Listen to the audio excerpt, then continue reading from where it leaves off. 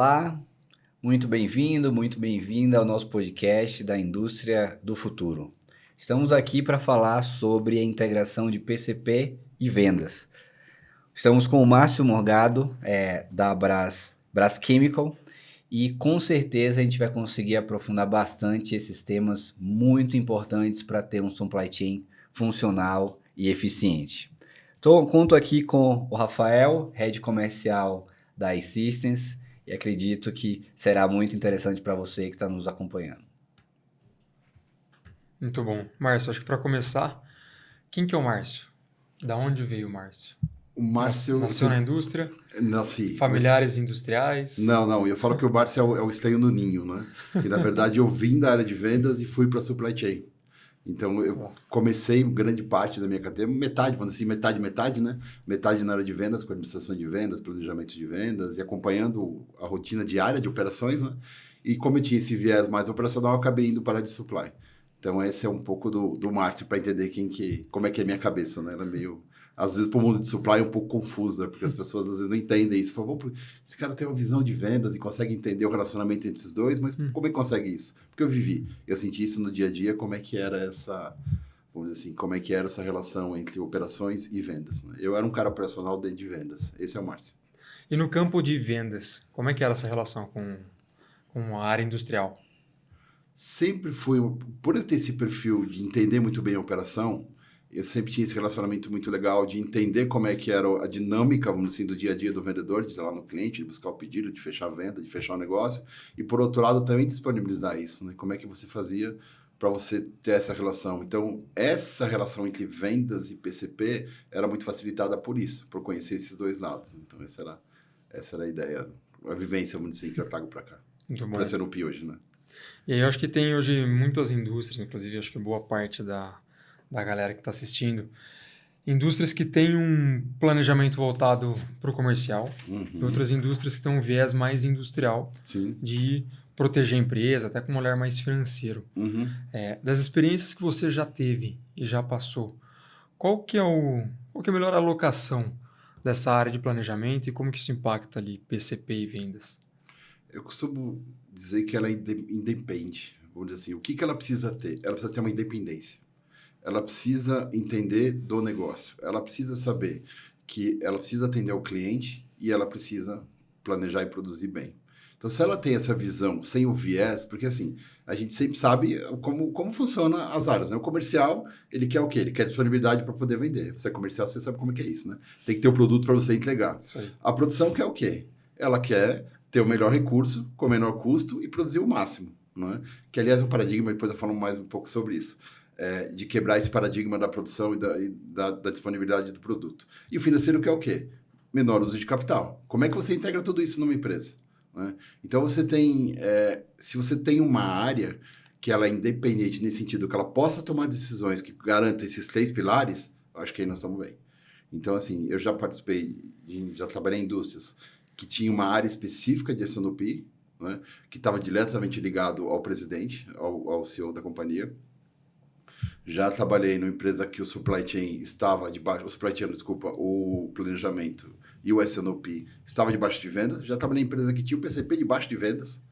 Então, assim, e tudo isso traz viés, vamos dizer, traz alguns viés, alguns direcionamentos dentro desse perfil que eu falei para você. Então, depende como você equilibra e você consegue chegar nesse equilíbrio da área, você ter uma pessoa responsável que vai olhar o negócio como um todo, aí sim você consegue ter um balanço nessa área. Então, eu sempre falo, depende. Depende da cultura, depende das condições e depende do que essa pessoa pode fazer. Boa. Aí vai dar certo. Vamos aprofundar um pouquinho o que pegava mais através desses vieses quando o S&OP, o planejamento, ficava mais com o time de vendas, depois mais com o time industrial. Porque, claro, o ideal é a gente chegar numa estrutura de uma S&OP, um supply chain independente. Mas muitas empresas ainda estão nessa jornada. Sim. E aquele ponto difícil saber o que eu não sei. Então, essas empresas nunca tiveram um S&OP independente, então muitas vezes elas nem têm consciência dos próprios vícios. Então, eu queria que você compartilhasse um pouco, agora que você tem uma visão tão ampla, né? quando eu passei nessa experiência que estava com vendas, eu percebia, e olhando para trás eu percebo isso, isso e isso. Agora, também tive essa experiência que estava com operações, esses outros dilemas aqui, e hoje, tendo uma área independente, eu vejo essas vantagens contra essas duas últimas abordagens. Bem bacana isso. Imagina o seguinte, você está numa área explorando a primeira área de vendas, você está dentro da área de vendas, e você tem lá, primeiro choque que acontece, você tem 2 clientes, e eu trabalhei numa indústria que tinha clientes gigantescos, né? Muito grandes. E aí, qual que você deixa de atender? Por uma falta de capacidade. Você tem que tomar decisão, trade-off. É normal, trade-off é decisão entre um produto e outro, né? Como é que você faz isso? E aí você tem o seu, vamos dizer assim, o seu chefe, diretamente seu líder, né? Vamos chamar, para não chamar do chefe, a palavra feia, né? Mas você tem o seu líder que é responsável por aquele negócio. Como é que você vai tomar uma decisão para não atender aquele produto e você vai criar um outro problema gigantesco em toda a cadeia? Então, assim, você já gera um conflito de decisão, porque você não tem autonomia para tomar decisão. Então, esse é o primeiro ponto. E aí você vai para a fábrica, né? Aí a fábrica vai dizer o seguinte, não, você tem que produzir esse cara, falando do ponto de vista da área no comercial. Mas eu tenho que produzir esse produto porque meu chefe está dizendo, né, o meu líder, o responsável pela área, que eu tenho que produzir esse produto. Mas a fábrica não tem capacidade e se você for fazer isso, você vai ter uma mudança ou um impacto gigantesco lá na estrutura da fábrica. Como é que você traduz essa decisão, né, do viés comercial para a fábrica? Então, esse é o grande dilema. Esse que é o principal problema. Então, você não vai dizer não para o seu chefe, né? Todo mundo tem juízo e conta para pagar, né? Então, todo mundo acaba fazendo isso. Por mais que a pessoa está ali, ela tem que trabalhar. Então, ela não toma decisão. Então, você fica naquele imbróglio, vai ficando, não negocia, não anda, e você não faz. Esse é um ponto de vista do lado de vendas, não sei se fica claro. Do outro lado, do ponto de vista da fábrica, justamente é o contrário. Por quê? Eu tenho uma capacidade que eu só respondo para o gerente da fábrica. O que o gerente da fábrica quer? Maximizar o seu recurso e usar melhor as características, as condições da fábrica. O que ele vai fazer? Ele vai tentar buscar o máximo da produtividade daquela planta. E só que se um cliente lá, que às vezes pode ser estratégico, está em desenvolvimento, alguma coisa nesse sentido, esse cara, se você não, o cara da fábrica não quer atender, como é que você faz? Como é que você toma a decisão? Então, esse é o ponto. Aqui, você toma um viés do dono da carteira em vendas, né? E lá no supply chain, lá na fábrica, você toma o viés da produção. Então, esses são os grandes gargalos, vamos dizer assim, da área que você tem. O distanciamento normal da área de vendas do chão de fábrica, muitas vezes vem aquela demanda impossível de, não, temos que atender os dois. Isso aí. Mas a gente não tem capacidade produtiva para isso. Não, se vira. Abre turno, trabalha fim de semana, mas assim, e essas condições você não consegue virar do dia para a noite. Claro, né? não tem como. Mas depende da capacidade da indústria, do tempo, da possibilidade de mudança. Mas até brincou ontem na palestra, eu usei esse termo. É uma coisa antiga, mas tem o Dilbert. Não sei se todo mundo, às vezes nem todo mundo conhece o conceito do Dilbert, né? O Dilbert era uma tirinha de jornal, e Dilbert era um vendedor. E ele tinha um consultor que era o consultor dele, né? E ele chegava pro consultor e falava, pô, vendi 10 milhões de banana. Aí o consultor fala, mas a gente não produz banana. Ele fala, bota a culpa nos idiotas do operacional, entendeu? Então, assim, esse descolamento entre as duas áreas que gera isso que você está dizendo. E o outro lado, existem produtos que eles têm eficiências de máquina melhores e outros produtos nem tanto. E além disso, você tem um tempo de produção, né? Quanto maior o tempo você está utilizando a máquina, melhor a eficiência daquele equipamento. E aí a gente começa a ter um problema de mix de produtos.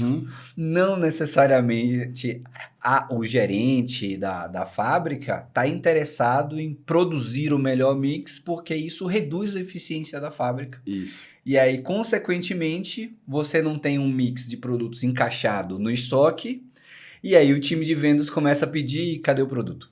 Exato. Mas a gente, em vez de produzir o produto Z, a gente produziu o produto B, que é o produto que sai mais. Mas beleza, mas o cliente quer o Z. Que a gente deveria ter 5 unidades no estoque e não tem nenhuma. E estamos com 25% a mais de estoque do produto B. Que vende bem, beleza, mas a gente tem um portfólio a cumprir. Você pode mexer. Então, é a falta de visão com o time de vendas, né? O time de vendas precisa que o produto tenha disponibilidade. Muitas vezes essa pessoa perde a venda, porque acaba trocando de fornecedor. Você perde o faturamento, você perde market share, às vezes você perde reputação. Então, ficou bem claro quanto esses interesses e incentivos, né? Porque essas pessoas, elas são cobradas dessa forma. Sim. Vendas é cobrada por faturamento, por produto vendido, e a pessoa que está ali liderando a fábrica é pela eficiência da fábrica, a utilização de recursos. Então, por isso que a tendência é essa área independente, sim, né? exato, que consiga fazer esse meio de campo entre esses diversos interesses, e a gente nem entrou muito do financeiro, Estamos né? indo para lá, né? Estamos chegando. Mas eu tive uma experiência legal nesse sentido, que assim, a gente tinha... Quando eu fiquei fora uma época, me meti um pouco em tecnologia também, né? Fui implementar SAP, aí viajei um pouco o mundo aí para implementar, mas quando voltei a gente montou uma outra área, porque tinha que voltar, né? Tinha que encaixar no negócio, eu voltei para lá. E nós criamos uma área que se chamava Planejamento e Operações de Vendas. E já tinha feito uma implementação de Sanopi no passado, né? Já estava rodando a Sanopi ligado à Supply, e você tinha essa área de Planejamento e Operações, que praticamente é a mesma Sanopi, só muda a sigla. E aí, essa área, o que aconteceu? Ela começou a sobrepor esse Sanopi e o PCP. E nós começamos, peraí, tem alguma coisa estranha. E aí, você falou, essa área de planejamento estava debaixo de vendas, e o Sanopi e o PCP, o planejamento de produção, estava embaixo da outra área de supply chain.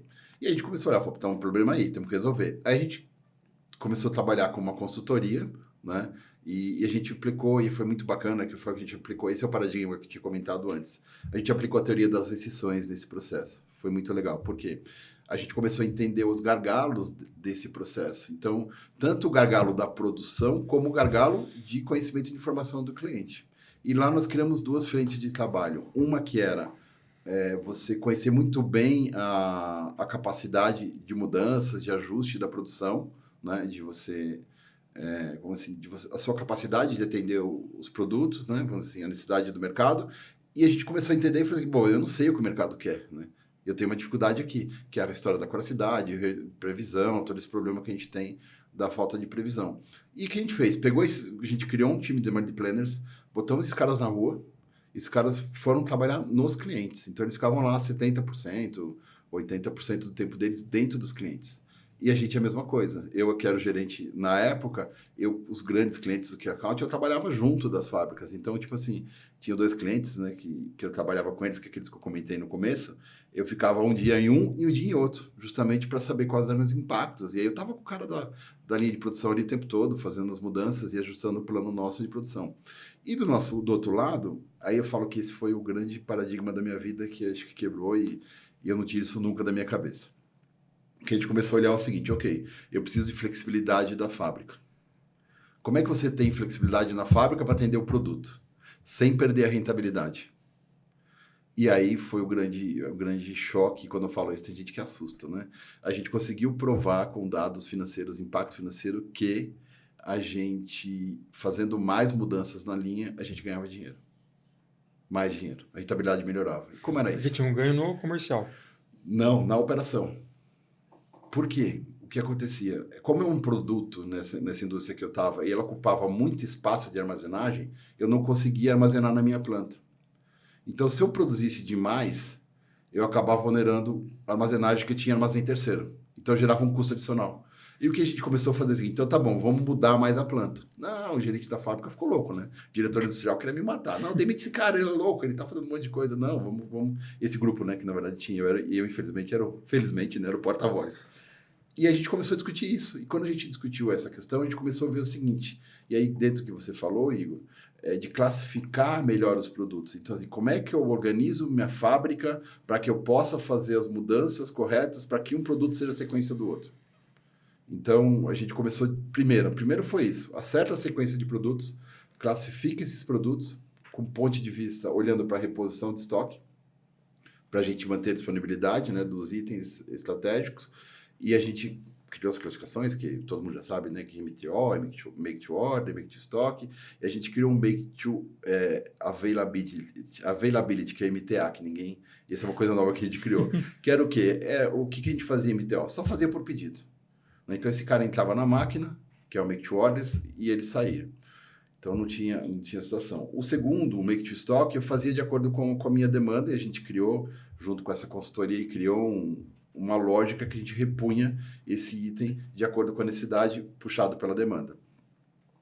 E o terceiro era o que a gente fazia do Make to Availability, que era uma capacidade, né, que a gente usava das máquinas para poder atender esses MTOs que a gente sabia que eram muito grandes. Por exemplo, itens exclusivos que têm altos volumes. Eu estou falando de uma planta aí que era de 800 mil toneladas, então era uma coisa significativa. Então, o que a gente fazia? Quando chegava nesses itens, e aí a gente falava o seguinte, ok, eu já preenchi o meu nível de estoque desse cara, já preenchi do segundo, do MTA, eu vou pro Make to Stock, desculpa, Make to Stock, vou pro MTA. Fechou? Não preciso mais? Para a máquina. Aí a fábrica ficava louca. Como é que você para a máquina? Vou perder dinheiro? Não. No final das contas, o cálculo foi o seguinte, nós perdemos 0,5% de produtividade e ganhamos 3% em ganho financeiro por conta dessa armazenagem. Característica do negócio. Então, assim, quebrou uma coisa na fábrica. Não, agora você não precisa produzir tanto. Não precisa tirar todo o recurso da fábrica. Claro, a gente otimizou o recurso da fábrica, mas não quebrou essa cabeça de você sempre extrair o máximo possível do negócio. Por isso que todo mundo fica louco quando eu falo isso, né? Isso é uma quebrança. Ganhou em armazenagem, espaço físico. Espaço físico. E foi aí um ponto interessante. Foi a sacada. A gente está bem focado em casos práticos, né? Então, como foi detalhe um pouco como foi esse processo, quanto tempo vocês saíram entre essa ideia é muito maluca, provavelmente não vai dar certo, até aquele aperto de mão geral falando, nossa, mudamos a empresa de patamar. Foi quanto tempo isso? E se você conseguir dividir em algumas fases. Por quê? Porque essa mudança é um dos principais objetivos de mudança de patamar da estratégia produtiva. Sim. Não só do ponto de vista financeiro, mas do ponto de vista de segurança estratégica. Uma indústria, uma operação que ela consiga ter um PCP, um planejamento e controle de produção mais flexível, significa uma operação mais resiliente ao mundo dinâmico que a gente está tendo hoje. Sim. É tarifa, é falta container. Há 5 anos atrás tivemos uma pandemia. Então a gente tem que estar preparado para tudo hoje. Teve até, dependendo para vários mercados, a guerra da Ucrânia afetou bastante. Então, assim, o mundo hoje ele está bem mais dinâmico do que já era dinâmico há 5, 10 anos atrás. Então, esses passos são muito importantes. Seria muito legal que você conseguisse contribuir aí para a pessoa que está, o time que está nos acompanhando, aprender junto conosco. Legal. Não é tão maluco assim, tá? Foi estruturado com dados, com fatos, com uma análise. Então, a gente usou 2 teorias. Primeiro, o Lean Six Sigma, e depois a gente usou bastante também a teoria das decisões. Então, ela é fundamentada numa teoria. Os 2. Então, o que a gente fez com o Lean Six Sigma? A gente, primeiro ponto, demorou 1 ano e meio mais ou menos. O que a gente foi fazer? Fomos para a fábrica entender quais eram as dificuldades que a fábrica tinha para ter flexibilidade. E o que gerava, vamos dizer assim, o que gerava custo adicional, ou que prejudicava o resultado. Então, a gente começou a analisar a linha por linha, produto por produto. Esse produto tal, ele tem característica tal, ele se comporta dessa forma, usando dados, né, de estatísticas e demanda. E, para quem não sabe, o Lean Six Sigma ele usa muito dados e fatos e análise estatística para chegar nesse número, né, para chegar nesse resultado. E a gente conseguiu demonstrar e entender primeiro o comportamento dos produtos. Isso era o primeiro ponto, olhando para dentro, na fábrica. Tá? E a gente começou a olhar a fábrica. Então é o seguinte, por que eu não faço essa mudança? Porque eu tenho dificuldade com o equipamento.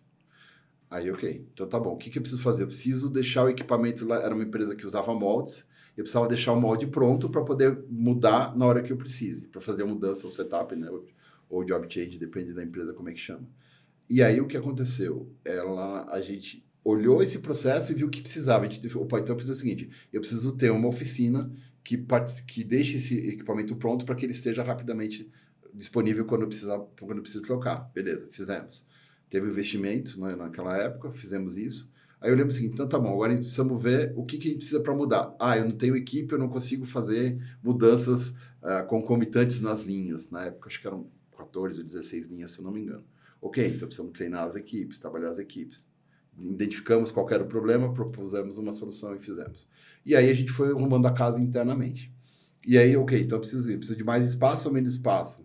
Vou entregar o armazém externo? Não vou entregar? Vou trabalhar com isso? Então fizemos esse passo. Então esse foi o primeiro ponto. Resolvemos a casa. E agora é o seguinte, eu preciso que o cliente também me ajude. Eu preciso que me dê uma posição. Né? Que o cliente também me passasse uma informação. Como que eu fazia isso? Estando mais próximo deles. Fomos para dentro do cliente, mais o time operacional. Não do ponto de vista comercial, do ponto de vista de operações, para entender a operação do cara. Como é que você trabalha a sua linha, como é que você produz a sua linha, como é que você organiza a demanda, né? Como é que você organiza como é que seu PCP trabalha. E a gente começou a trabalhar junto com eles. E a gente selecionou nesse primeiro momento, se eu não me engano, foram acho que uns 30 clientes, mais ou menos. Né? E ali tinha uma promessa de valor, porque a gente falava o seguinte, você coloca o pedido, quando você quiser, eu vou te entregar em 15 dias. Independentemente da data que você quiser e do prazo que você quiser. E qual que foi o principal desafio também do lado do cliente? Como é que o cliente confia que você vai entregar para ele naquele prazo? E a gente teve que fazer e provar por um tempo que isso funcionava. E para ele aceitar também, porque ele tinha que entrar no programa. Então foi esse ponto também do cliente, da gente ir lá e convencer ele. E eles aceitaram. Falaram, não, tá bom, vamos dar um voto de confiança. Eram clientes já antigos da empresa, a gente foi e deu certo. Então assim, a gente conseguiu amarrar as duas pontas no detalhe. Então você tinha que estar lá no dia a dia do cliente, tinha que estar no dia a dia da fábrica, né, para poder entender e poder fazer essa comunicação. Então isso foi tirando, é lógico, né, as viagens, os passeios, tudo que tinha aí para você estar lá próximo. Então foi bem legal essa estratégia, esse trabalho. Muito legal. Um foco foi reduzir o custo e o tempo do setup, né? Da troca de produtos nas máquinas. Procurar quais os produtos que sequencialmente são favorecidos e outros não, né? Você fazer uma troca de um produto que ele é mais distante, precisa de uma limpeza, acaba tomando mais tempo. Sim. E tem produtos que você faz um na sequência do outro e você precisaria só trocar uma parte ali de hardware, o molde. Então esse trabalho ali que foi o Six Sigma e o Lean Sigma e esse outro trabalho que foi aproximar o time de operações, quase fazendo um trabalho do comercial, né? Entendendo profundamente como o cliente de vocês opera para conseguir integrar essa cadeia. Exato. E essa oferta, no meu ponto de vista, vira uma proposta de valor, sim, né, no mercado. Exato. Tipo, nós conseguimos entregar o que vocês pedirem em 15 dias e isso dá mais flexibilidade para o cliente, porque eles podem trabalhar com estoques menores. Exatamente. Então, vira um diferencial competitivo da companhia como um todo, além do ganho financeiro. Exato. Só para você ter uma ideia de estoque, a gente tinha 30 e poucos dias de estoque, a gente caiu para 12, 13 dias de estoques da planta. Para você ter uma ideia, com essa mudança. Foi bem, bem radical, a mudança foi. Mas qual foi o principal? Aí que entra a ligação comercial. O foco era o cliente. Claro. O foco era o cliente. Então, esse era o que a gente trabalhou lá para mudar essa cabeça. Então, você muda a trajetória da empresa, né, da cultura fabril para uma cultura comercial, né, do foco do cliente direto. E como é que foram os critérios de separação de make to stock, make to availability e make to order? Comportamento dos itens, pela demanda dele. Giro, pela sazonalidade, o processo de reposição, o comportamento de compra dos clientes, tudo isso entra como variável para tomar decisão. E como é que o time comercial absorveu essa mudança? Ficaram assustados no começo. No começo eles dizem assim, peraí, eu vou chegar lá no meu cliente, vou dizer que vai chegar aqui dia. Teve até uma certa resistência para você conseguir entrar, porque, e inclusive eu que era o porta-voz, né, do SNOP, eu ia com eles no cliente, então eu botava minha cara para bater, e eu falava, não, é assim, vai ser assim. Vai entregar. Saía de lá rezando, né, porque não sei o que vai acontecer, mas ia. Então, assim, não, a gente tinha segurança, não estava arriscando, né, mas esse era no começo comercial, ficou meio assustado, para muito desconfiança, não vai cumprir, não vai atender, o cliente vai pedir, vou ter problema, vou ter que explicar, mas no final, o que eles ganharam? Como você falou do personal, a gente fazendo um pouquinho do comercial, nós mudamos um pouquinho a cara do comercial. Porque assim, o comercial começou a trabalhar com negociações, não mais com o operacional. Né? Você de vendas, você sabe, quando você está na frente do cliente, o que ele vai fazer? Se tem um problema operacional, ele vai jogar tudo lá na frente para tentar negociar alguma coisa. Né? Isso é fato, é normal, é da vida corporativa. E a gente tirou esse problema do vendedor. Então o vendedor não precisava mais tratar disso. Não precisava tratar disso. E a gente até brincava, né? Brincava não, esse é um lema da time. A gente falava, quem não vende ajuda a vender.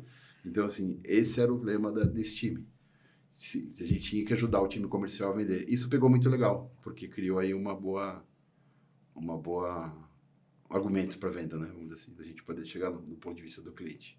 E do ponto de vista, entrando bem nesse mérito, você falou da redução de estoque, que é um benefício claro. Esses 15 dias, eles foram reduzidos de qual patamar? Quanto era a média de entrega antes? E se vocês conseguiram medir a melhoria do nível de satisfação dos clientes?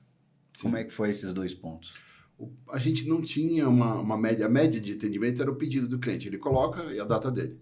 Então, ele diz o seguinte, às vezes tinha 30 dias, 20 e poucos dias, não tinha uma média específica. Então, e acontecia também, às vezes o cliente colocava o pedido e a gente atendia muito rápido, né? Mas deixava de atender outro cliente também. Às vezes até no mesmo cliente, outra linha de produto, porque elas concorriam. Uhum. Então, isso melhorou esse embaraço. Então, assim, não tinha uma média geral de promessa de valor, de prazo de atendimento, né? A gente atendia conforme demanda das ordens. Isso era um fator também que gerava, assim, conturbação, vamos dizer assim, no processo. E aí a gente passou nesse período. Então, isso foi. Essa era mais ou menos a lógica que a gente tinha de datas de entrega, vamos dizer assim. E a satisfação dos clientes? Vocês perceberam que... Melhorou bastante, a gente media isso. Tinha até os indicadores, a gente tinha alguns indicadores que a gente media o processo. Então, assim, eu lembro que o TIF, se eu não me lembro do nível de serviço hoje, que é o on-time full, né, que entregar na data e na quantidade que o cliente queria, ele subiu de 82, 83 para 92, 93 mais ou menos. Foi bem legal. Foi um resultado muito bom também, melhorou bastante. E a gente começou a sentir que os clientes começaram a ficar do nível... Isso do ponto de vista de dados, né? De você garantir a entrega de acordo com o pedido dele. Mas também pela satisfação do atendimento. Então, assim, ele passou a ter um atendimento melhor, o cliente passou a ter um respaldo maior da nossa empresa para que pudesse atendê-los. Então, isso também é uma coisa que não tem uma mensuração, mas a gente sentia no relacionamento do dia a dia. Excelente. Bem raro, né, esse movimento da operação produtiva, sim, conseguir ter essa visão, né, do cliente. E no seu caso foi bem específico, porque você teve essa trajetória no comercial, como você comentou no começo. Que você traria para uma pessoa que está nesta fase, assim, eu estou operando na indústria, uma pessoa de PCP, uma pessoa que é líder ali de um começo de uma área de S&OP, para começar a realizar essas mudanças, trazer essa visão do cliente para o nível de planejamento diário, setup, sequenciamento de produtos. O que você aconselharia aí para ela conseguir dar esses primeiros passos? Ontem eu comentei um pouco por isso, só para entender o perfil, né? E acho que a gente vai avançar nesse tema, mas já trazendo um pouco para cá. Eu fiz uma pesquisa no LinkedIn há pouco tempo atrás, e acho que 60% das pessoas vieram pessoas do S&OP vieram do PCP, né? E aí você tem ali na hora também eu fiz uma pesquisa, falei, levanta a mão, quantas pessoas têm de vendas? 2 levantaram, né? Quantas pessoas vieram da operação de vendas? Acho que mais uns 2. Então, assim, naquele universo ali que tinha umas 100 e poucas pessoas na sala, 4 tinham vindo da área comercial. E veio uma pergunta depois no final. Ele perguntou o seguinte, o rapaz, você acha importante, então, eu não me lembro a empresa, a pessoa também não mencionaria, mas ele falou assim, você acha importante ter uma pessoa de vendas na área de S&OP? Aí eu falei assim, depende. Depende da cultura dessa pessoa. Se ela está acostumada a entender o negócio, se ela tem uma visão melhor. Mas, por que eu estou dizendo isso? O pessoal de PCP, normalmente, na fábrica, não é que é o pessoal ruim, não, muito pelo contrário. Eles conhecem, é uma área que conhece toda a dor. E, geralmente, eles têm muito contato com vendas também. Eles têm muito contato com o cliente, mas é muito informal. E eles não têm uma visão muito estratégica do negócio, vamos dizer assim.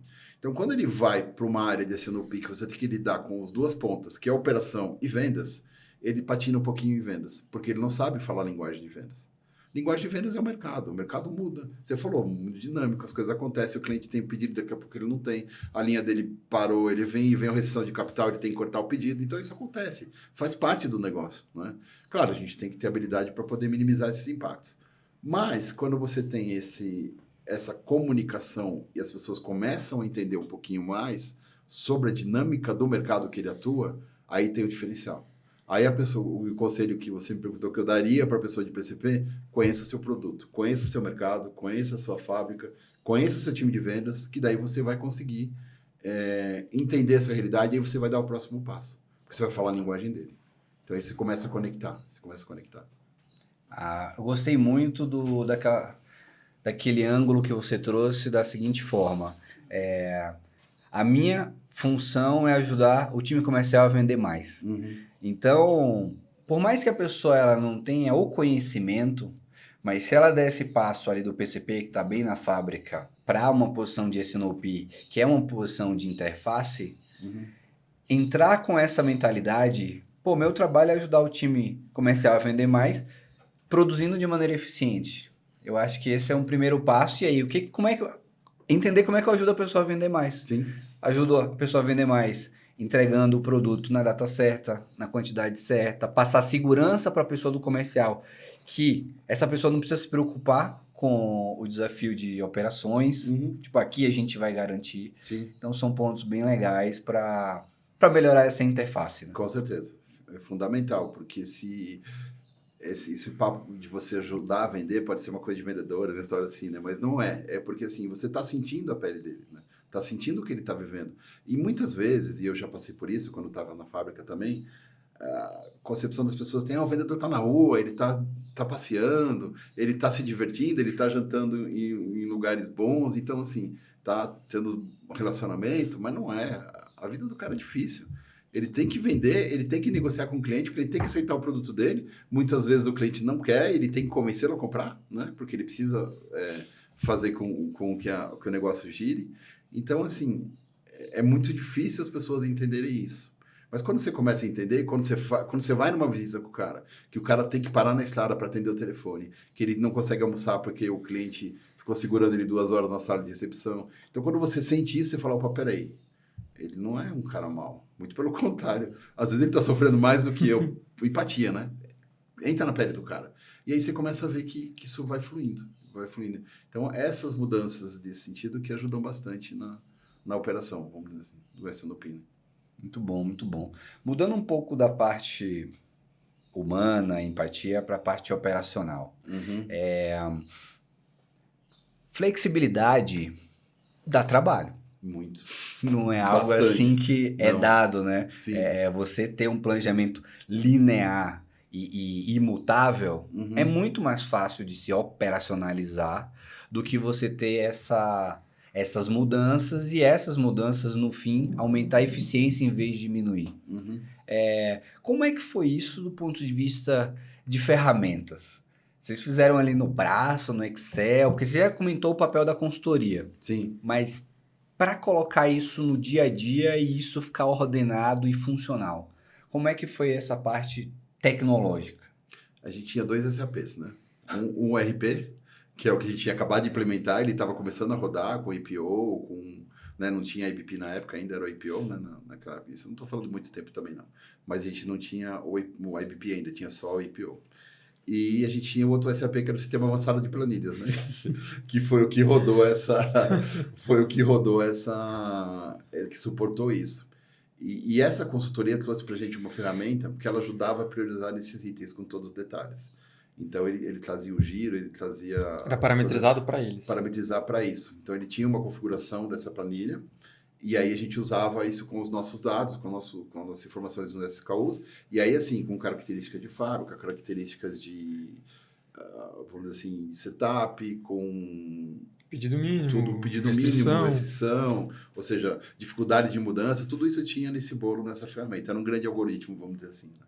E a gente usava essas 2 ferramentas. Então, ali a gente não teve uma para suportar toda essa mudança. E eu vejo que até hoje essa é a grande dificuldade. Porque, e aí por outras empresas que eu passei também depois desse caso, todas elas na mesma situação. Então, assim, é muito que eu imagino está mudando um pouquinho, está melhorando, mas as empresas ainda não veem tanto valor nessa questão de você facilitar o operacional com uma ferramenta de você construir. Por exemplo, usar uma ferramenta de demanda para você planejar melhor estatística, usando IA, que a gente está tudo isso. Então, até que a gente estava discutindo no fórum esse final de semana, ontem, né, esses 2 últimos dias. Ainda tem essa questão do processo, embora o S&OP seja uma coisa da década de 80, né, que foi que veio esse conceito, ainda tem essa questão da cultura, da mudança. Então, assim, para aceitar a ferramenta ainda, eu acredito, tá evoluindo. Nós mudamos de 5 anos para cá, da água para o vinho, mas ainda tem muita resistência. Então, eu senti algumas empresas que eu passei nesse sentido, para isso. Um dos pontos que a gente também vê no mercado é um excessivo foco no planejamento. Sim. E o que a gente tem conversado desde o começo até agora é a execução. Exatamente. Então, você ter um bom planejamento, mas não garantir a execução, por que você vai investir num planejamento melhor se você não está conseguindo garantir a execução do planejamento atual? Uhum. Então, isso é um ponto que a indústria em geral brasileira está começando a acordar, a americana está alguns passos na frente, mas não tanto também. Ela puxa um pouco isso também, né? Da execução, né? Eu vim de americana também, eu sei como é que é isso, né? Então, o desafio é conseguir ser bom nos dois, no S&OP e no S&OI. Nem se falava em S&OI. Sim. Olhando aí 5 anos atrás. Então, ó como o cobertor ainda está curto. Então, a gente está falando de algo muito avançado, que é ter uma indústria flexível, mas a maioria das empresas ainda estão olhando para o planejamento e se perguntar, a gente produziu o que a gente planejou semana passada? Uhum. Já é uma pergunta difícil. Sim. Mas até dá para achar. A gente sabe o motivo dos pontos que a gente divergiu do plano? Aí pronto, aí você não tem resposta. Então, coisas que deveriam ser tão simples e imediatas ainda não estão na mão, né? Isso que você falou faz todo sentido. Ontem mesmo a gente estava teve o evento da Event, teve 2 dias. Um sobre S&OP e o outro dividido S&OP e S&OI. Você estava na parte de S&OI, né? O que aconteceu com o S&OP? Bem menor o coro, né? Bem menor. Então, as pessoas foram todo para S&OI. Então, isso demonstra isso que você está falando. Que as pessoas estão preocupadas com a execução. E aí, o que a gente vem trabalhando, assim, para os 2 lados, para você balancear, é que, assim, é claro, a gente tem que, no final do dia, tem que vender amanhã, né? E eu já trabalhei numa empresa que era com capital super restrito. Então, eu tinha que vender hoje para pagar os títulos de amanhã. Senão, e ainda vendia, negociava no mercado de FDIC, tudo para poder pagar os boletos que iam cair amanhã. Então, assim, as empresas e as pessoas, de certa forma, elas ainda são muito direcionadas pelo dia a dia. Mas o que a gente vai trabalhando assim, se você trabalha muito mais o planejamento, eu uso esse exemplo, você planejou 80% e deixou 20%, é o 20% que você vai ter problema que você não cobriu, que você tem que trabalhar no dia a dia. Você planejou 90%, você tem 10%. É claro, 100% nunca você vai ter, porque o mundo muda. Né? Isso acontece, né? Acontece uma decisão em qualquer país, em qualquer governante, ou uma guerra, ou uma condição climática, e muda tudo. Pandemia, né? Eu estava na área de compras da pandemia, eu sei o que foi isso, a pandemia mesmo. Né? Ou uma greve na receita. Do nada. Então, nada. Coisas que você não tem como controlar, são variáveis que você não controla. E aí você... É o que eu falo sempre a diferença, né? O que fez as empresas saírem da pandemia? As que estavam mais estruturadas e planejadas. As que tinham um planejamento um pouco mais de longo prazo sobreviveram. Né? E conseguiram executar e conseguiram atender seus clientes. A que não tinha o planejamento, o que aconteceu? Quebraram. Então, quando você olha esse processo entre planejamento e execução, é por aí que a gente tenta trabalhar para tentar melhorar. Mas não tem dúvida. O cara quer saber no dia seguinte quando ele vai faturar. Né? Então, por isso, o S&OI é fundamental para você ter que acompanhar isso dia a dia. Então, isso é importante. E eu vejo que o mercado está acordando para isso, né? As empresas estão tentando passar mais ferramentas, né? Mas você começa a ver também que ainda não tem processo, né, de desenvolver ferramentas, né? As empresas ainda não têm processos de S&OI adequados para isso. Então, elas ainda estão no S&OI do dia a dia da programação da fábrica. Elas não estão corrigindo o plano que elas fizeram, que seria o correto, né? Todo dia desse. Então, esse é o ponto que ainda vai dar muito pano para manga, acho que esse ano aí. Esse ano aí não é só extrair informação do APS, né? Sim. Que aí, se o plano não for revisto, ou pelo menos discutido, se ele está caminhando para aquele S&OP que saiu do começo do trimestre, as coisas podem não estar indo para o caminho certo. Sim. Né? E aí, para essas áreas que tem esse agente externo de S&OP, vamos colocar assim, unindo as duas áreas, Sim. existem hoje processos, acho que boa parte das indústrias no Brasil, ainda com um PCP dependente de um plano comercial, sem muita capacidade de questionamento desses números. Pela sua tua experiência e esses processos que você já ajudou a construir e passou, como é que foi lidar com esse cenário e que boas práticas que você conseguiu extrair disso e que outras indústrias também que estão nesse cenário poderiam absorver? Quando você olha para essa questão, vamos dizer assim, dessa diferença entre a visão do PCP, você começa a olhar um pouquinho para a prática e da cultura da empresa também. E quando você consegue entender isso, eu tento sempre imaginar a questão como é que você consegue ajustar esse processo de acordo com o mercado e com a forma com que ela conduz, como a empresa está no mercado e como ela dá resposta. Por exemplo, você pega uma indústria de alimentos. Você tem que ser muito rápido, porque o shelf life é pequeno, então alguns perecíveis, alguma coisa desse tipo.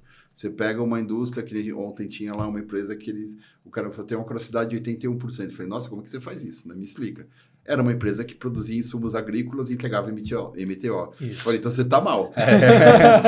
Isso aí. Com 81% num produto MTO, teria que ser 100%, né? Então tem algum problema. Ele falou, é verdade, tem. Então, assim, essa cultura do PCP, de você estar mais próximo, essa realidade, de você entender esses detalhes, que eu acho que é aí que você vai dando aos poucos, né? Que você vai mudando. Eu uso muito do S&OP, que usa a metodologia do garçom. Não sei se vocês já ouviram essa história do garçom. O garçom eu aprendi com... Aliás, teve uma pessoa que me ensinou muito esse S&OP, que era um colombiano, que ele falou, usava o meseiro, né? Que é o garçom espanhol. Que ele falava o seguinte, o garçom... Ele é o cara que está em contato com a cozinha, ele sabe o que está faltando de ingrediente e ele está em contato com a mesa, ele sabe o que o cliente quer. Baita análise. Entendeu? Então, quando ele começa a olhar o seguinte, ele fala, pô...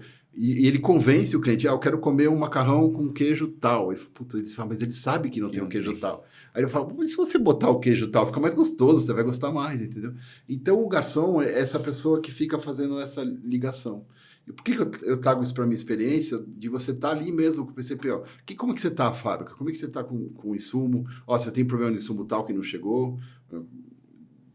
Trabalhei com empresas que dependiam muito de insumo importado. Não chegou. E aí, você faz o quê? Tem plano de ação?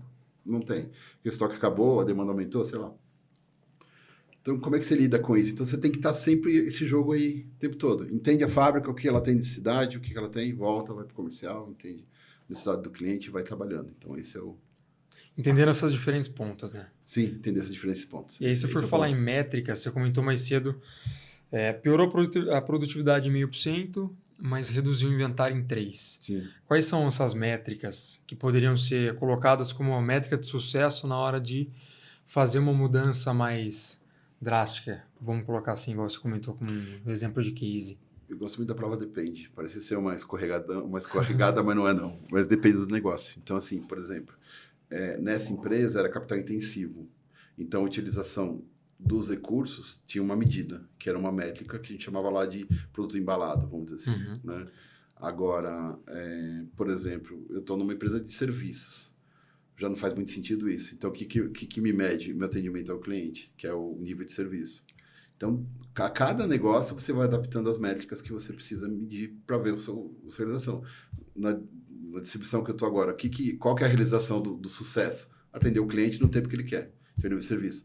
Né? Então, qual que é a minha produtividade? Eu consegui que o navio chegue no tempo do produto estar disponível para o cliente. Então, eu meço esse tempo do navio, essa negociação com o fornecedor até chegar aqui. Então, é uma outra visão. Né?